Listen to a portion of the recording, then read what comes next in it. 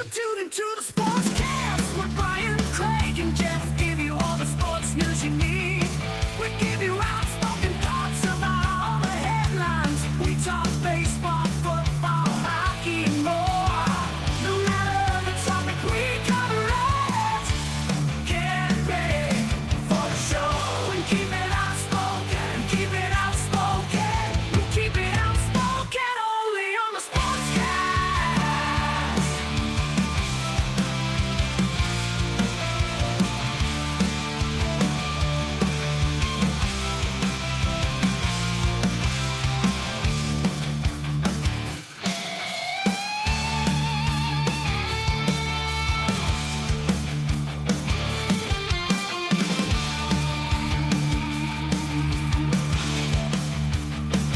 Tune into the Sportscast with Brian, Craig, and Jeff. Give you all the sports news you need.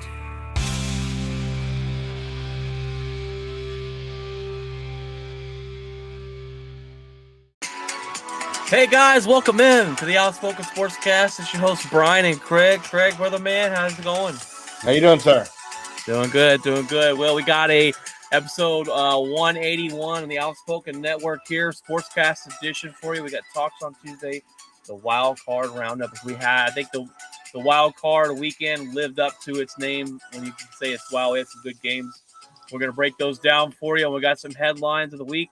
And then Craig's going to give us his hockey hat trick, to give us an update on the NHL right after this.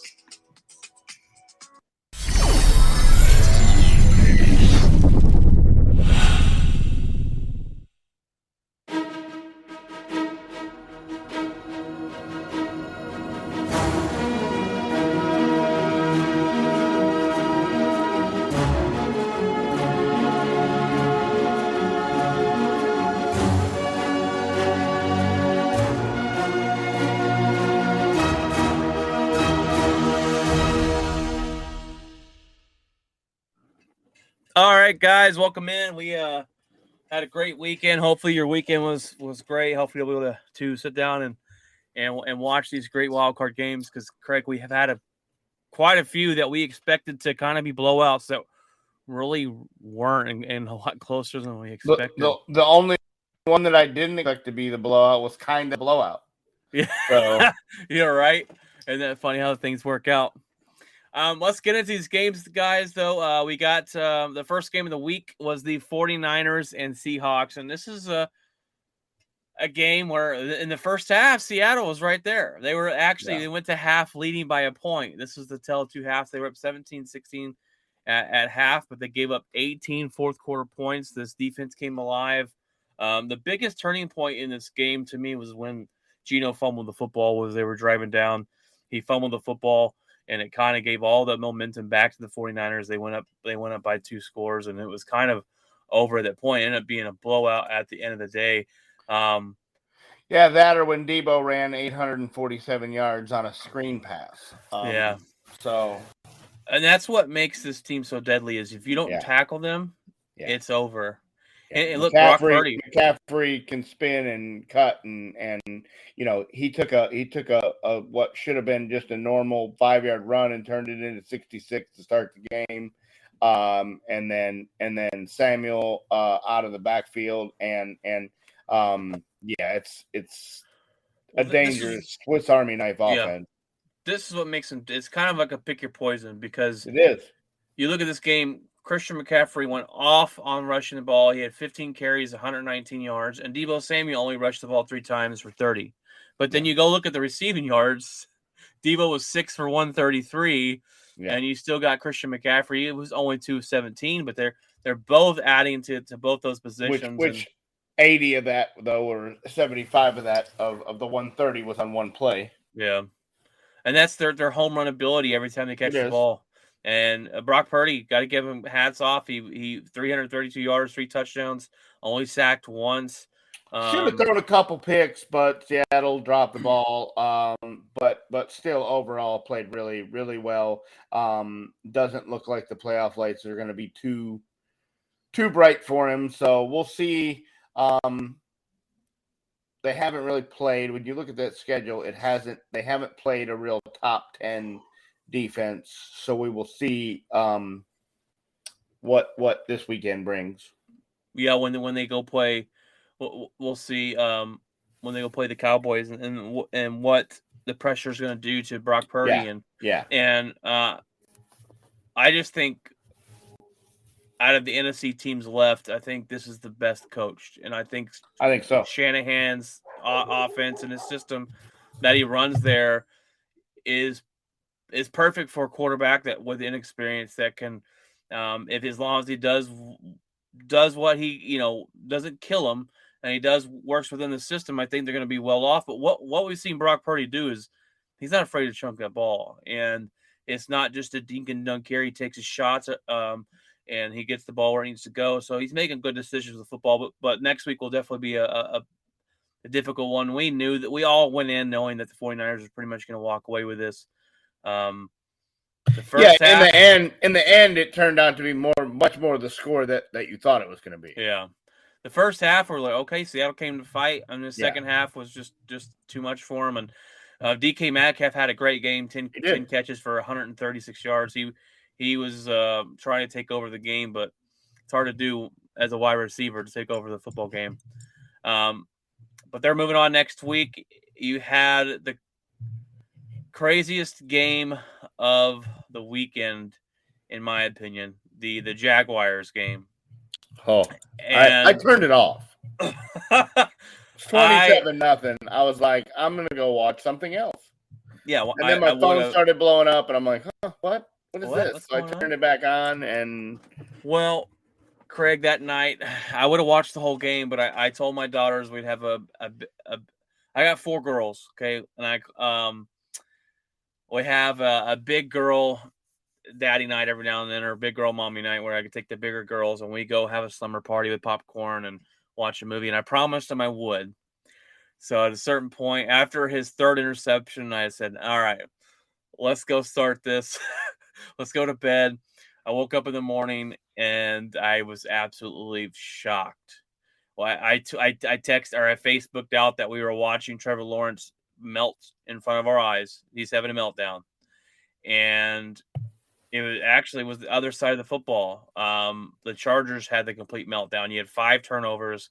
Trevor Lawrence, I got to give this guy props. I know you don't really care for him, but I got to give him props if he never gave up. Quarterback goes out there and throws 4 interceptions and still has the gut, to gut it out and say, okay, guys, lead the team. The team could have easily quit. They didn't quit. Doug Peterson didn't let him quit.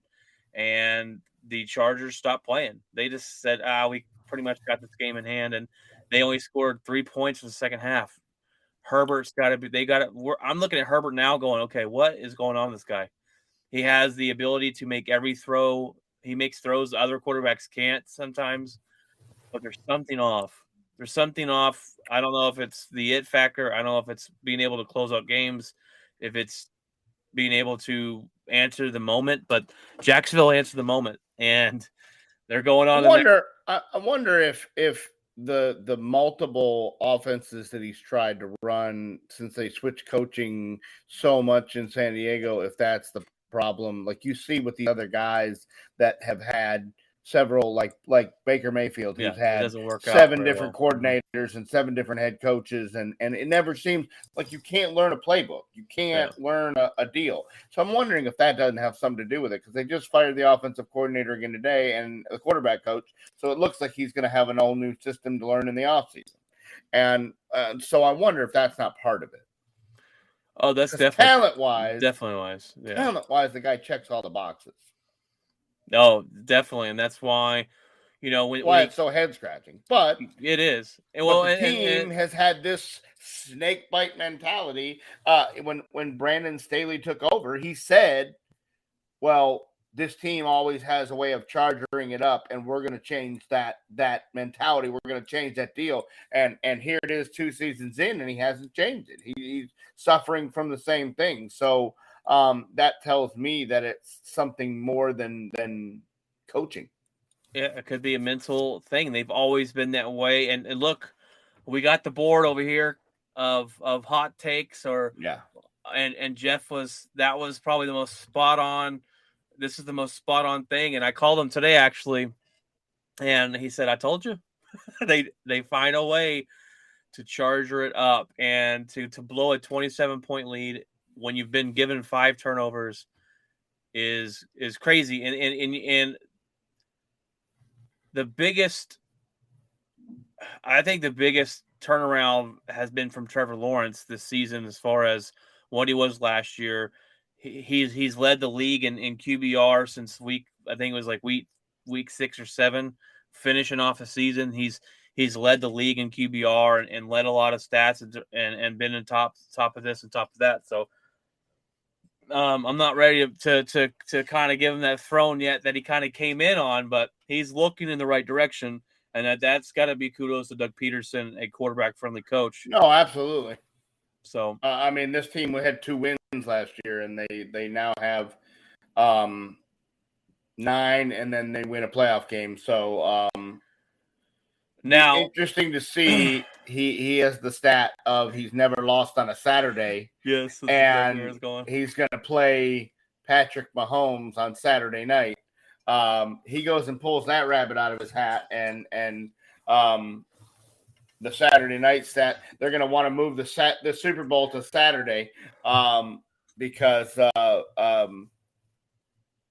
he's never lost on a Saturday and forever. Now, I tell you this, you give Patrick Mahomes 5 turnovers, you're not winning that football game. 100%. You're just not doing it. Yeah, no. But if you throw 1, you're not going to yeah, that's tough. And beating the Chiefs at home be tough. I don't know. Yeah. I would love to see it, but I we'll get into our picks at the end of the week here. But if let me ask you this: if the Jacksonville Jaguars go in, beat the Chiefs, Trevor Lawrence throws for 300 yards, 3 touchdowns, no interceptions, then will you go, okay, maybe this guy's arrived?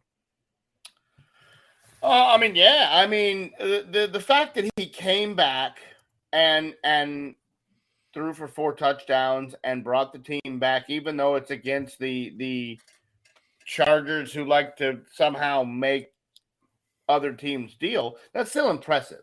To be able to check out of that and not let that mentally break you. A lot of quarterbacks, especially young ones, would have deal. A lot of coaches would have made a change like you do a goalie in hockey when you let up 4 or 5 goals. You normally go to the backup, and so I'm surprised that Peterson stuck with him and never tried to spark the offense and go into the back. I don't even know who the backup is in Jacksonville, but it's impressive. It's impressive that he had the mental fortitude to be able to overcome that and deal. Listen, the kid's not terrible. It was when he comes out in the draft and he's the second coming of, Joe Manning. Montana and Peyton Manning, and they did the same thing with Tebow. And I said the same thing with Tebow. Like, he's going to be a bust because college and NFL and he just, and maybe Urban Meyer ruined him and Peterson is now unlocking the things that deal, because he had several to go down the stretch. I mean, I understand they were 2-7 at one point in time and won 5 in a row to 5 in a row or 6 in a row to win the division. I mean, that's impressive in the NFL to win 6 games. I don't care who you're playing. I mean, the San Francisco 49ers may have played the same 9 teams over and over again, played Seattle a couple times, Arizona a couple times, the Rams. They played, they still won 11 games straight. They still are the hottest team in football right now. So, I mean, you can only play who's in front of you. And Jacksonville's done that. And Trevor Lawrence, 100%, didn't give up and threw 4 touchdowns on the heels of throwing 4 picks. So, and we got kudos to also you got Evan Ingram, who played for Ryan. We'll get there. We'll get there, Ryan, chill your butt out. Hey, at least your birthday didn't get ruined. Chill your butt out. Evan Ingram, a guy who came from the Giants organization who was nothing. He had 7 catches for 93 yards. Christian Kirk played well. They had three receivers go for Zay 70 Jones. or Zay Jones more. is somebody who you've never even heard of, and he gets to Jacksonville, and he's been a very, very solid option. Patrick, good to see you here. Good to see you here, Ryan. We'll talk Cowboys when we get there. We're not on there, so try and keep the comments going with the theme here, guys. Yes, Patrick says get Casey out of there. Go Jags. We're gonna don't put any Cowboy stuff up until we actually get to the game because that just throws off the whole freaking show. But Jacksonville will move on, and I'm hoping they pull the upset, but I doubt that they will. And then you go to Sunday, and we all picked the Bills to win, which they did. They won 34-31. But after it was 17-0, and after the Miami Dolphins started coming back, I go, okay, I want to see this upset. They're playing hard. They're on a rookie quarterback. His dad's in the stands. Yeah. He's playing pretty well for a rookie. He played a whole lot better that day than I watched the Jets game, and he looked like he was not a college quarterback, let alone an NFL quarterback. And Saturday, he threw the first play of the game. He throws a 50-yard seed and hits Jalen Waddle in his hands, and Waddle just and fumbles it and drops it. And Waddle had 4 drops that I saw in deal, and I kind of checked out of this game for a little while. But in the end,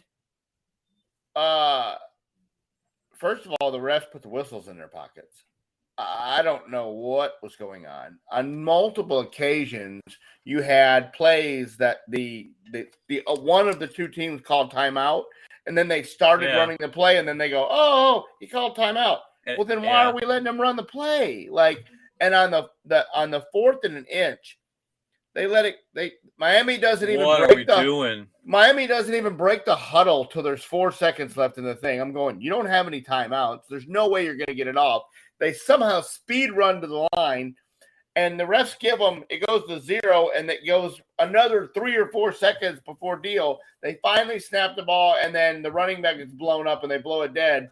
And then they come back and I guess didn't change the play. And so the 4th and an inch play was the 4th and 6 play, and they get blown up there, and the game's over. And it was weird because they had a good game plan. They went in really well, and in the fourth quarter when it mattered, and I thought at midfield with 4th and an inch, they're driving. They had Buffalo on their heels, and I'm going, here it comes. And that last sequence was not on McDaniel, or at least to tie the game, because that's what I'm saying. That was bad sequence by McDaniel. He said came out and talked about it today or the other day and said that they thought they got the first. There was a mix up on it. First down, or it was 4th down, and then you go. What the problem is Tyreek Hill drop passes, Waddle drop passes. Yes. They were pit right there, and on that 4th and 6 play, if the rookie quarterback stays in the pocket 2 more seconds, Tyreek Hill's right across the middle, wide open. Oh. But he bails out early and throws it to a congested player, and it gets knocked down. And I tell you what, the Bills go in playing the Bengals like this next week, where Josh Allen has 3 turnovers. They're not coming away from this. The revenge tour will be over. They are not coming away from this. And he threw that. I'm still very upset at the NFL for not having that at a neutral site. That's the game that should have been the neutral site. That should be a neutral site, not Kansas City. The Kansas City game. Kansas City wasn't in the equation. Kansas City wasn't even in the equation. Well, you're exactly right. It should be at a neutral field. Because this game with that determined home field, this one didn't get played. And it looked like, and I understand there was three and a half quarters left when it didn't, but Cincinnati had already scored and were driving to score again. And so it looked like Cincinnati had the upper hand in that game. And now they have to go to Buffalo and play in the cold weather. And to me, they got a bad draw. But if Buffalo looks like they did, they better bring Damar Hamlin into the stadium on Saturday, because if they look like they did, Josh Allen, I still think is not right. I still think that elbow, that UCL, is bothering him. Well, because it's some of like, the throws he's making are just not Josh Allen. it's like when they went up 17-0, he tried to throw that bomb and got picked off. That's kind of what led this comeback. Yep. And it's kind of like he got lackadaisical here, tossed it up, interception. Oh, we're up 17, no big deal. And you turn around and all of a sudden the game's tied. And it's like, what just happened? They the Dolphins opened up the second quarter with a strip sack on Josh Allen, which was then returned for a touchdown. And they go up, and you're going, "Oh my gosh, are we going to see one of the biggest upsets?" And kudos for Miami's head coach McDaniels for coaching 98% of the game really well. It's that last drive was just and they used their timeouts. Terrible. They used their timeouts over the course of the deal and didn't have any, and it's just a bad look. The time management and time management will kill you in the playoffs.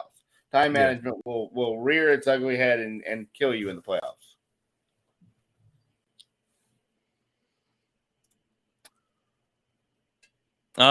Yeah, Patrick, you make a good point there. The Bengals better play better than they did against the Ravens. Both these teams kind of underachieved. 100%. And we'll get into that in a second here. The next game, though, I mean, we were all 100% on our picks this week, Craig, except this game for you. You picked the Vikings to win. The Giants came in and got it done, 31-20-24. Yeah, and like I said, did I think the Giants could come in and win? Yes. I was just from a Cowboy fan standpoint. I didn't want to have to go play San Francisco. I much rather wanted to go play Jalen Hurts in Philly, and that's why I thought Minnesota would hopefully win. And Kirk Cousins it up and Daniel Jones down his leg. Doing things that no one else has been done. It's been done before in the playoffs. He had over 300 yards in the air, and he was a leading rusher with 78 yards. They did not put a spy on him. They let him run all over him. Huh. Someone else had similar stats to that. He dominated. He did. Isaiah Hodgins went off for 105 yards. Darius Slayton at 88 yards. Justin Jefferson disappeared. He did. Disappeared. Dalvin Cook only had 60 yards rushing. They weren't able to run the ball, and when you rely all on Kirk Cousins, it's not going to turn all that well for you. They were frauds. I told you guys they were frauds. The Giants, I'm not saying they're not frauds as well, but you got Brian Daboll's coach of the year lately.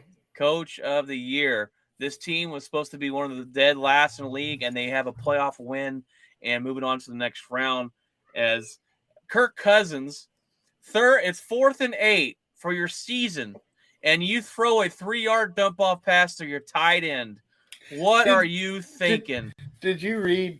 I know it was one of the joke websites, but did you know that I saw 2 different things that came out, and it said one of them that he threw it 3 yards for the show Damar Hamlin Love, and that's why he threw it 3 yards on 4th and 8, and then the other.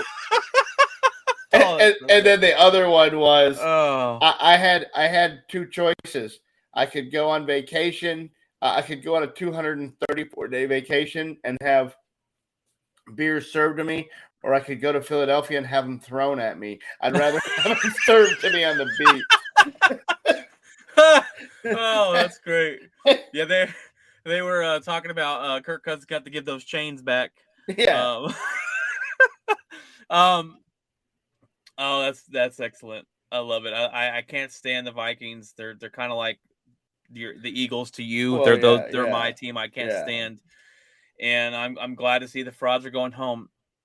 But the Giants and Dayball dropped his balls on the table. He went for it he went for it on 4th down twice in the 4th quarter, kind of stilled the game up, and they're moving on. And that Eagles Giants game is gonna be a lot better than most people think. And it's Saturday night. That's not the team Philly wanted to see. It's a get your popcorn ready kind of game, because that's going to be a dog fight. If that shoulder is still sore, you're going to know, because Snow Angel over there is going to land on it a couple times and lay next to Jalen Hurts, why his shoulder is like, and Snow Angel over there is going to go over there. Yeah, thing I've seen all season. It's Yeah. Snow Angel is one of the quarterbacks having the convulsions. trainer's over there trying to get to this guy, and he's Snow Angeling it up. That's classic Savage, and then Yeah. he came out and doubled down on it, just perfect. Almost as nice as Micah Parsons walking through the huddle last night, and then acting like he was Luka and getting Stop. shot.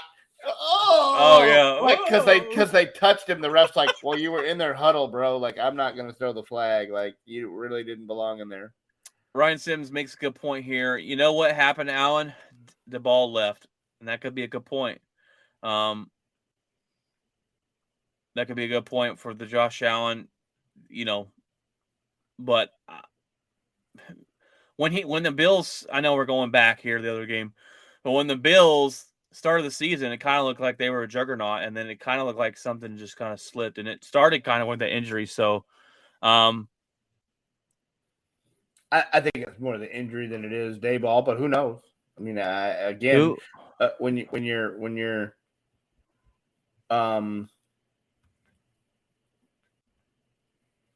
well, continue your thought there, Craig. It's just like we said before with coaching and changing offensive systems. It could be the same thing that a new system comes in and gums it up. We'll see. Oh, Peterson. He said Peter. Okay, Peterson. I was like to say that made no sense, Ryan. My coach of the year, and it's probably going to be Sirianni from the Eagles. I don't see how it could not be. But my coach would have to be the Dayball, which I believe. I mean, we all when the guy from Sports Illustrated picked Philadelphia, we were laughing. I mean, we were just laughing all the way to the house that Philadelphia was going to be the in the NFC Championship. We were just, laughing because it was a joke. Obviously, he knew something because I didn't see that coming. Well, no, I'm telling you what. I'll tell you right now. I did not believe in Jalen Hurts. No, that's what I'm saying. I thought I'd have bet the farm that he wasn't going to be an MVP candidate and take this team to 13 wins or 14 wins. I would have never guessed that. He made the biggest jump of the season 100%. from anybody, and there's really no argument there. Almost a similar jump to what Josh Allen made a couple years ago, when he went to Carson Palmer's brother there. Jesse Palmer went and worked with Josh Allen, and all of a sudden he becomes some super accurate. Josh Allen used to be hideous the first year. He overthrew guys by 10 yards. You're like, bro, calm down there, homie. Yeah, he had a cannon, but he was not accurate. He was not no touch, no nothing. Yeah, and he works with Jesse Palmer, and all of a sudden, he's some QB whisperer. That's what I really like about Josh Allen is you can literally see his progression from year to year, literally, and where he's gotten to be a good quarterback. But let's move on to the next game. These divisional playoff games are where it's at. It's something that you don't want to face. I mean, super chippy. You don't. The word go. Close matchups. And the Bengals should have lost this game to the Ravens. 100%. They won on a fluky play because Huntley didn't know that he can't leap over a huddle on the third yard line. And can't jump from the 5 and make it to the end zone. Tyler Huntley outplays Joe Burrow. He throws for more yards. It's 2 touchdowns. Joe Burrow only had 1. And this is where, if you're a Ravens fan, you're absolutely livid with Lamar Jackson. If he plays this football game, you win. Bottom line. Hey, Lamar, how about you show up to the sidelines and support your dadgum team? Didn't even get on the plane. Hey, how about you say, hey, Brett Huntley or Tyler Huntley, you cannot leap over the whole defensive line on the 3rd yard marker. Yeah. What? This is an absolute. I cannot stand Lamar Jackson, and I refuse to cheer for this guy. No, yeah. The And- Baltimore and- Ravens fans have got to be. And they're saying surprised that they're he not burning might his be jersey. in San Francisco next year. I don't know what San Francisco's doing. Like they have a guy that they gave up $1.5 million draft picks for to make him the starter. Now they got this Brock Purdy, and he's undefeated, tearing it up. They still got Garoppolo. And now they're in the midst for Brady and in the midst for Lamar. Like, you can't have 37 quarterbacks, Shanahan. Like, what are we doing? Just pick one guy. I don't see how you get rid of Purdy. I don't if he either. takes you That's to what the I'm Super saying. Bowl, huh? Well, heck, Jimmy Garoppolo takes people to the Super Bowl, and they just want to get rid of him. I understand that. That's what I'm point, trying to. I don't understand. Like, what more do you want from the guy behind center? Is you got a guy that takes you to the Super Bowl, you pay him a bunch of money, and then now we're going to draft Lance.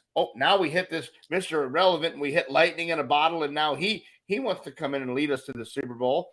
Like, I would guess if Garoppolo come out right now and said, my ankle is healed, I didn't need surgery, I'm okay, Shanahan's going to smack him in his ankle like Nancy Kerrigan and tell him to go sit back down. And he's going to Tanya Harding him and tell him to go sit back down because Brock Purdy is in here, tearing the league up. You're gonna see Shanahan over on the sideline with a baton over there beating, his quarterback, beating Garoppolo to make sure he doesn't come back for the NFC Championship game. Run him over with his car. Run him over the bus. Yeah. He's like, no, Garoppolo who? I don't even know. He's not even here. Yeah, we sent him packing. Yeah. You want to know? You want to know my honest opinion? I think Tom Brady is the quarterback for the 49ers next year. 100%. And Purdy is sitting on the bench right behind him, waiting there. Mad. And Lance is out the door. I just took you to the Super Bowl, and I don't understand. I'm going to vomit. I'm going to vomit if Brady gets to go there and have the best defense in the league again. I'm going to throw up. And win another Super Bowl. I'm going to throw up. I'm the GOAT. I'm going to throw up. He has no. Throw up. Listen, he has no. It's over. What I saw last night, it's over. Well, all he has to do is hand the ball off in the 49ers and play good defense. Yeah, I know. But I'm just going to calm down because toss it to Debo and toss it to Christian McCaffrey. We have a whole off season. But Ryan's right. Cool Joe always seems to figure out a way to win, and they won this game. And I guarantee you, the Chiefs were watching these games, and they Joe set back. Really do that. He didn't have the 98-yard fumble return, but he was cheering him on the sideline with a cigar in his mouth. I like the whole block in the back that was not called. That was cool. Now, I bet you that the Chiefs were going, "This is great." Yeah, no. Bills barely beat Miami. Yep. The Bengals barely beat the Baltimore. Ravens. Yeah. But let me remind you this: the Bengals barely beat the Titans last year in the playoffs, and they still made a Super Bowl. So I agree. Who knows? If I had to pick right now, that is the team that I think might come out of the AFC. I agree. Brady's not going to the 49ers. I hope not, because I hope you're correct. I hope he retires. He's going to the Raiders. That's a familiar. It is. With McDaniel, McDaniel, yes, he could go in there and run it today. And he'll have the number one wide receiver in the NFL. That would make sense. Devontae Adams. That would make sense. That would make sense. But he's always dreamed about being a 49er. He's a 49er. He grew up a 49er fan. I just don't know. They trade Garoppolo next year. I don't know how you can't go with Purdy. GM's probably going to go, we got to give Lance a try. I don't need to see Lance. We've seen what Purdy can do. Wes Cutter, I don't know. I don't know what they're going to do, but they have that many quarterbacks on the roster. You can't have 3 and 4 guys on the roster. No, they're in a good situation. And if you put Purdy or Lance on the practice squad, they'll be picked up in a blink. I'd rather have too many quarterbacks than only have one. Remember the rule, though. If you don't, yes, the rule is if you have more than one, you don't have any. They just need to stick their foot down and say we're going with Purdy. I don't know how this guy can come in here and do this. Trade talks, yes, and not Trey. Here's your clipboard, Jimmy. There's the bus. I hope, because this all started with Baltimore and Lamar Jackson. I hope Baltimore grows a pair of nuts and says, "Oh, he's done. He will not be a Baltimore Raven I next year. I hope Mark it right now. Put it on the hot take board. they're gonna Lamar they're Jackson gonna will put him not down. be- They're gonna put him down as a franchise tag, Nope. and I he's don't gonna think they do refuse to that. play on it. I don't think they do that. I think Baltimore is done with I what hope he so. just did. I think they're done. I hope so. I think they tell Lamar happy trails. I will be I will cheer for the Raiders when Green Bay is not. That would be awesome. I've been waiting for a team to do this. I wish Arizona did it with the entitled. I thought they would. Freaking midget out there, Yeah. and Kyle Murray, Tiny person. and they Calm did. down. Sorry, that slipped. My bad. I hope the Ravens do, and they're the kind of organization that would have the balls to do so. Yeah, you would have to franchise them and then trade them. You cannot let them walk out for free. Hey, but Green Bay's about to let their washed-up quarterback go out the door for free, and then we're going to owe him $60 million. Yeah, that's beside the point. I don't. But- I get his point. I just don't think they want, because if he doesn't want to go somewhere, there's no trade clauses, and it gets real weird. If I'm, because the franchise tag for a quarterback, courtesy of all these guys getting paid, is a lot of money. Yeah, and so I just still, don't think Baltimore wants to take that. You cannot let him walk. There's no organization in the right mind just to let him walk out the door because they're pissed. You play it smartly. As Jerry Jones would say, you can't let your money be angry, right? You left my football team. You left my football team hanging in a playoff game.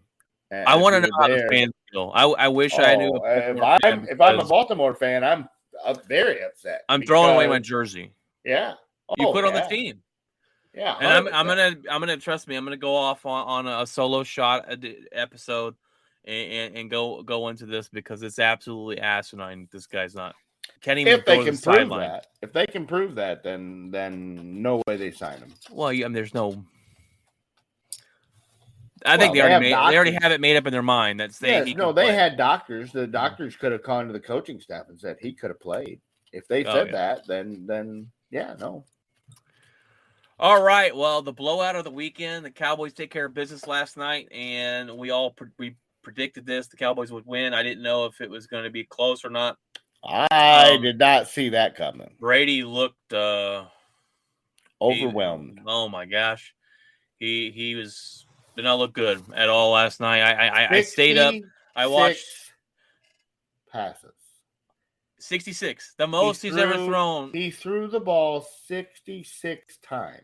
You're asking. I wonder why Byron Leftwich got fired today, because the Cowboys' defensive MO is they can't stop the run, and you let old man Winter, who's 45 years old, throw the ball 66 times. Ryan's going, y'all should have started with this. Here we go. He's ready for the Cowboy talk. Hey, Kat, glad to have you back on. He said, but that kicker. Yes, the kicker is an issue. But could be a problem. We are giving the Cowboys a praise right now. We'll get into the problems here in a second. No, they did a good job. Look, they were the better team. And when we talked about this last week, picking this game, I told you they had the better team, but what Cowboy team is going to show up? The inconsistency is the problem with the Cowboys, and that's what's always been their problem. Dak played the best game of his career. He came out. I told you it was a prove-it game for Dak. He came out and proved it.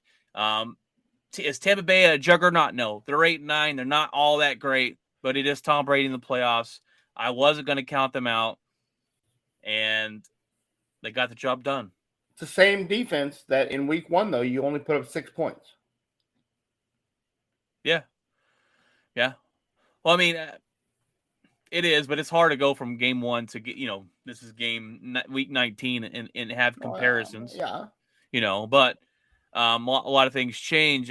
Parsons had 8 pressures, 3 hurries, 2 tackles for loss, and no missed tackles. Parsons is an absolute beast, and he should be Defensive Player of the Year if he wasn't banged up. He's not Defensive Player of the Year this year, but he's an absolute beast. He needs to show up for the playoffs. He kind of dropped off the last couple of weeks. And it's always a weird. This is what I'll give the Dallas Cowboys. It's always a weird. Is he hurt? Is he not? We're not going to say he's hurt, but we can't. I thought he broke his leg last night. It's a little weird, but I thought he broke his leg last night. He whips his leg around and his shin hits the lineman of Tampa, and the shins hit together, and they had to carry him to the locker room at halftime. It was not pretty, and but he came out in the second half and did his job. And now, I did not watch this game. I was able, when I was going to bed, I watched the first 2 drives of Dallas, and they didn't look good. I was like, uh-oh, this don't look too good. I went to bed and woke up and was like, holy crap, they got it together, because that Maher, was it kicking on grass? Was it the yips? They play on grass next week, so you better hope he better snap out of there. Yeah, and here's the deal, though. He kicked 1 extra point in Washington, and he missed that. So it was really 5 in a row. 5 in a row. Before he made one. And so and they said that leading up, I heard on the radio today that leading up, he had a horrible week of practice. But then they said at halftime, he was out there banging them through again, and they thought he got it worked out. But the best part of the whole game was when it is 4th and 4. Cowboys are on about the 23-yard line, and special teams coach goes and sends the field goal kicking out there. McCarthy goes, no. And the special team coach slams his thing down and goes, my guy's going to kick the field goal. And McCarthy goes, no, he sits right here. The next play, they throw a crossing route to CD Lamb, and he walks into the end zone. And then he goes, now he can go try it. and deal. McCarthy had no faith in him. And when he missed the 4th one and hit the upright, Dak Prescott, Joey Bosa'd his helmet into the bench and smashes his helmet down. He goes, why aren't we bleeping going for 2? That's the funny part, because at the end of the game, he went up and apologized to Maher later and said, hey, I didn't say you sucked. I was just. That's what I was laughing at, because he comes out, he's like, I played like crap last week. We need Maher next week, blah, blah, blah. And but didn't they play the video of him like smashing his helmet on the sideline? But the bottom line is this happened. If you remember, Maher was the Dallas Cowboys kicker a long time ago. Yeah. And they had to cut him because it used to be he could, from 25 and 30, he'd miss, but from 60, he was money. And when he came back this year, he was 90-something% this year. He has been money all year long. And I had forgotten that he missed the one in the Washington game until I went back and re-looked, and somebody said something. That, to me, you can't go into this game. Now, Jerry said today, the night before, they were all, Maher's our guy, da-da-da-da-da. But then today, Jerry and Steven both did not deny that there wouldn't be a second kicker on the roster. My problem with that is you roster spots. Well, no, that too. But, I mean, you're in the playoffs, and you need all hands on deck. And to put an extra roster spot that you could use for a safety or use as a special teams guy or whatever. Who are you taking out the roster to put a second kicker that you may or may not need? Because – are you going to let Maher kick the first 2 and see if he can do it, or are you just going to go with the other guy and take him off the run? It's a no-win situation. And if you have another guy come in, if they hold tryouts this week and have another deal, Maher's done, because his confidence when he sees some other guy walk on the field with a helmet and a kicking ball. Now my whole thing was Christy Scales is on the sideline, and I guess each team has a number of designated kicking balls. Balls, yes. And she comes on the thing and says, he's missed these so bad that he's missing the net, and they're going into the crowd, and the Cowboys aren't sure that they're having enough K-balls left to finish this game. and people go, what? What? K-balls. Yeah. And so I guess there's balls that are designated. Oh, yeah. You didn't know that? Yeah, they have certain balls that are designated for kicking, and then they kick the ball off, and then they'll switch the ball out. Yeah, but I mean, I didn't realize. I mean, I understand that, but I didn't understand that each team, like we can't go and get one from Tampa and put it on the. I didn't realize that they had designated ones. I think each team has to bring their own, like a numbered many of their own, and they use those. I don't know really. Yeah, but I mean, what would have happened if he kept Shankopotamus at him? Could you imagine? They had a forfeit. You can't. Sorry, You're guys. up 30. You're up 28-0, but you have to forfeit the game. What? The Dallas Cowboys. The Dallas Cowboys forfeited after being up 31-14 because they ran out of K-balls. A Dallas Cowboy way to end it. Yeah, just like Charger ended up. I just don't understand. Tampa only rushed the ball 12 times. What in the world? Insane. That's what I'm trying to say. That's why Byron Leftwich got fired today. You have a team who you ran in the opening day. You ran 150 yards. Leonard Fournette carried the ball 5 times. 5. He ran all over Dallas and didn't do it all again all season 150 yards in opening day, and you gave him 5 carries. It's a terrible plan.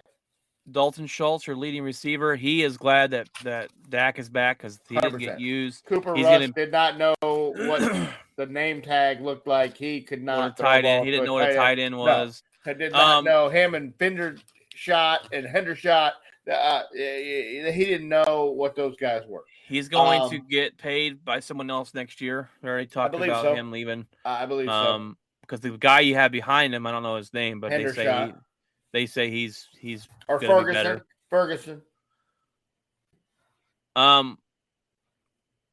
Comeback player of the year for you guys has got to be Leighton Vander Esch. This guy is very valuable. I remember when he came into the season, when he came into the NFL, he was, oh my gosh, this is guy's a beast. Then he kind of went downhill, and this year you kind of see a resurgence of him. The defense is totally different when he's off the field. They did not pick up his 5th-year option, and so he's a free agent at the end of the year. So now he's on the pay. He's going to want money because he's had a great year, and he holds all the cards right now because the 2 or 3 weeks he missed. Look what that defense looked like. It looked like it was broken. It looked like it was deal, and he lines these guys up. He is the guy with the plays in his ear. He is the guy that gets everybody lined up, and he has been the 100% MVP of that defense, other than maybe Jaron Kearse, who you hope that knee is okay to play on Sunday because you're going to need him. You're going to need him. Yeah, I think having Leighton there doing that, calling the plays on defense makes it where Parsons doesn't have to do that. He can really play freely. Yeah. And Patrick says he has played his A off all this year. All year. And I think you'll sign him again, and hopefully he keeps that up because he's been very valuable to your defense. I believe that is it for the wild card wrap up here. We're gonna go ahead and head over to headlines of the week, which we don't have very much, but.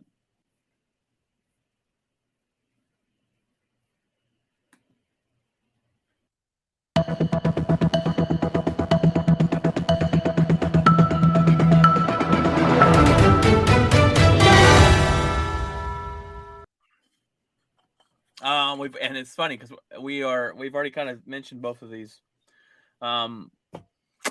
Chargers fire their offensive coordinator Lombardi after playoff collapse.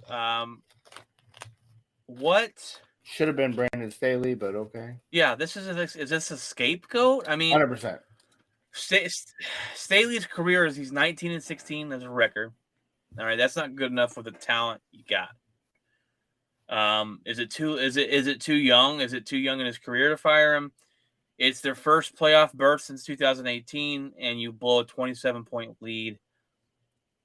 If I'm the Chargers, I fire Staley. I go all in on getting Sean Payton.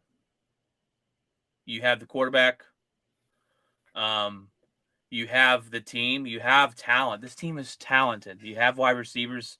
You have a good defense. You've got talent.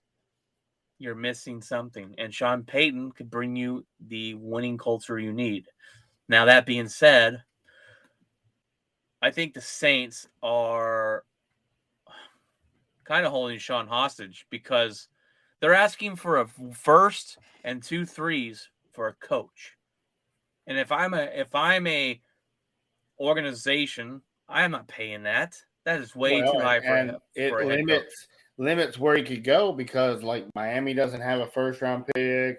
A couple other teams don't have first round. The Rams don't have one. Like all these, like and if you're Houston, you're not giving up the number 2 pick to get Sean Payton. You're not giving up the number 2 overall pick. No, they say they call them up. If I'm Sean Payton, I'm not even answering Houston's phone call. I talked to Jeff, as I said earlier, the other host on the show. He's a big Broncos fan. He said there's big word that Broncos are really interested in him. They have the money to pay him. But that's number 5. You're going to give up the number 4 or 5. Oh, I don't know. No, they have San Francisco's pick, so it's going to be a low pick. Okay. Jeff said they're looking for a low to mid to low round first. So that would be okay. He said he's fine with it, and the Walton family he said there's some connection between Sean and the ownership group there. So that would be a great fit if he thinks he can turn around Russell Wilson. But if I'm the Chargers, I don't know. I would probably go all in. He's going to bring a winning culture for you. I just don't know. Staley just hasn't done anything. There hasn't been a notable difference when he took over to now. Right. And look, 19 and 16, and I don't want to see a good quarterback be wasted because you wanted to hold on to a head coach for too long. Phillip Rivers wasted a whole career there. Yep. He will not make the Hall of Fame because he didn't ever win. Yep. He had numbers that will make the Hall of Fame, but he'll never make it because he didn't win.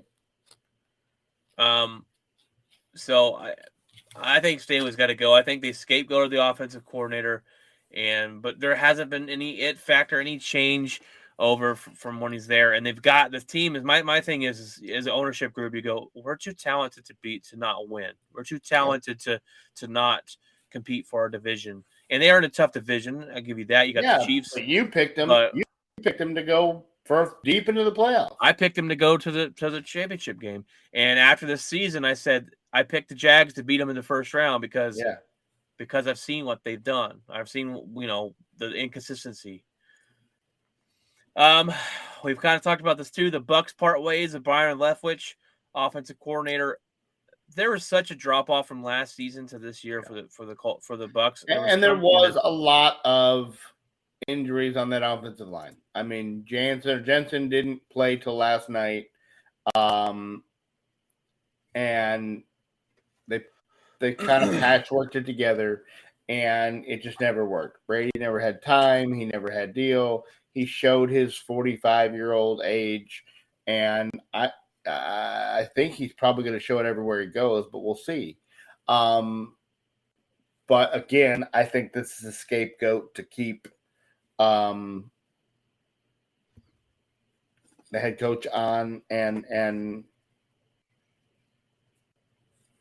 allow him one more season. I think Tampa Bay was handcuffed by this whole thing because Brady forced their hand they weren't ready to part ways with Arians, and then Brady comes back and said, I'm not playing for him. They were like, Bruce, you got to go. And by that point in time, he did it on OTAs. So basically everybody that would have been a viable head coaching candidate was already picked. So they had to go with what was on their elevated guy that was on their own staff. And I don't think that was the choice they wanted. And the offense just looked broken all year. This is a team who averaged 30 points a game for most of the season last year, and now they averaged 16 a game this year. And so I guess they're blaming Leftwich, and they're going to scapegoat him and go on about their deal. Oh, also, I just read that the Cowboys have officially said they will not bring anybody else in. Brett Maher will be the kicker for the 49er game. Yeah, I know. I think that's the right call. You have one bad game. You've been solid all year. Then you got to roll with them. We have a bad. I mean, we all have bad days. We all perform bad at some point. If he misses the first one, you're just going for 2 the rest of the game. Yeah, that's just all there is to it. You just hope it don't come down to the game-winning field goal and he shanks it, and yeah, then you're going, oh my gosh! But I don't think it'll come down to that. But all right, Craig. Well, before we toss it over to you for your hat trick here, let's get your little intro video.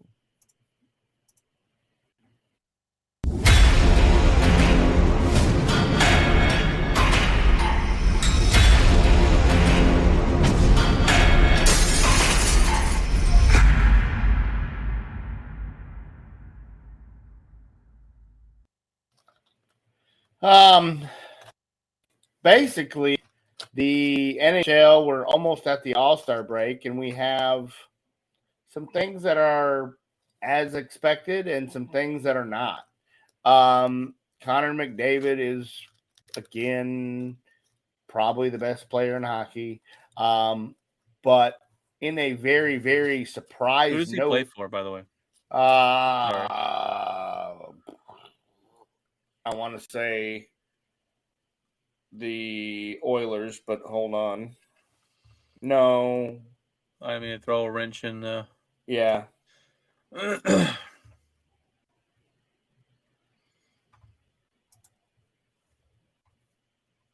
Oilers? Yeah, I think so.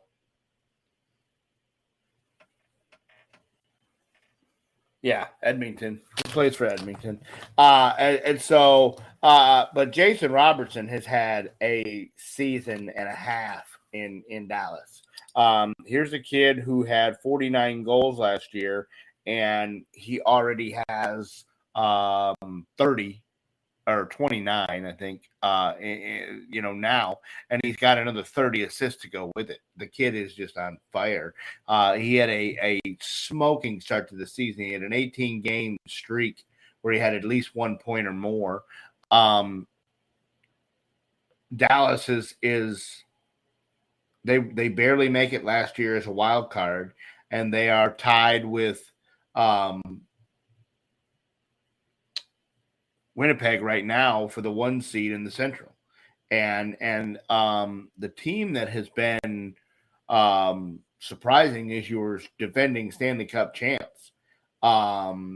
They are right now, if the season ended today, they're not going to make the playoffs. And Cade McNamara was hurt, and he's still hurt, I think. And I guess he is the thing that makes that go. They had McKinnon and McCarr, and McCarr is hurt, and I guess McKinnon can't do it on his own. I mean, those were two guys at the start of the season that were in for the MVP, and they were kind of take votes from each other. That's why Colorado's so good, and they just don't. It was a lower hockey's so weird because it's a lower body injury, and so you don't even know what it is. Did he tear an ACL? Did he? Who knows? But right now the Colorado Avalanche are 22-17-3. They have 47 points, and they're 4 points out of a playoff spot. Winnipeg and Dallas are tied at 59. Minnesota's got 52, but the biggest surprise are the Vancouver or Vegas Golden Knights at 58. They're leading the Pacific, and the Seattle Kraken, who are an expansion team last year, have 56 points, and they're right on the heels of being the 1 seed. But I'll tell you right now, the best team in hockey, bar none, and that is the Boston Bruins. The Boston Bruins have played 43 games. They are 34-5-4. It's pretty good. They have 70. They have 72 points, and we are to the All-Star break. They have 44 games or 39 games left. They have 39 games left, and they have 72 points already. To put it in perspective, Colorado won the President's Trophy last year at and had the 1 seed overall at 108, I think, or 110, and they got 72 right now. Jeez Louise. I mean, let's put it this way: they're first. The team next to them is 26, 11, and 7, and has 59 points. They are clear by 13 points of anybody around them. I mean, anybody. And they are just they're going to be extremely tough to beat. Barring a cataclysmic injury, the Boston Bruins are going to be very tough to beat. Pittsburgh's trying to put one last hurrah together with Sidney Crosby and all these guys that are been in the league forever, and they're holding on to the last wild card spot. The Capitals are right there at 54 points. Alex Ovechkin got his 800th goal. He's trying to catch Gordie Howe for the most goals. The bottom line is he's the best player.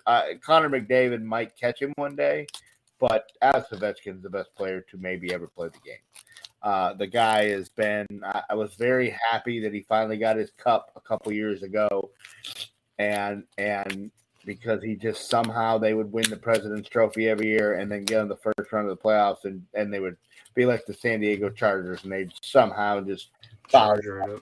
And so it was nice to see him finally get his cup, and he's coming to the end of his career, and I think he's just trying to pass Howe for the most goals ever, and he got 800 earlier in the year, and that is absolutely a milestone that you didn't think would be obtainable.